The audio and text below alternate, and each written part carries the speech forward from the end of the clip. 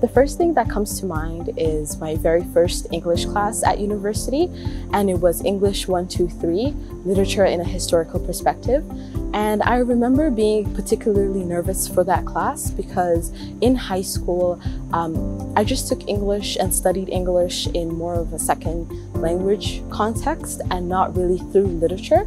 So I was very nervous about the books we were going to be reading, the papers that we were going to be writing. My very first assignment was an annotated bibliography, and you can imagine my surprise when the professor told us that it was due, I think, a week after she told us about it.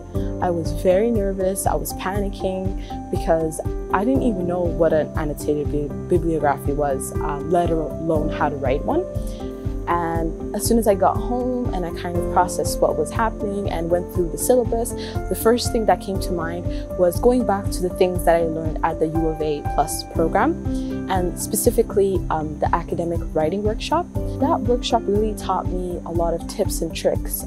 For example, how to structure my paper, how to keep an academic audience in mind, which is very important in university, how to manage my time. And I think the most important thing I learned from that workshop was the importance of going to your professor. When I was in high school and preparing for university, I had this perception that professors were people who were just there to teach you a lesson and just walk away, but that really isn't the case. The workshop taught me that you can open up to your professor and let them know that you're struggling with the class and struggling with learning from a second language context to literature, and they can give you tips and tricks. So that's what I did. I booked an appointment with my professor and I told her my worries and how I was very nervous for that class, and she also helped me prepare and gave me resources. All those tips that I learned at the UAlberta program are things that I kept in mind even to the end of my degree, and they've really helped me succeed and become the person I am today.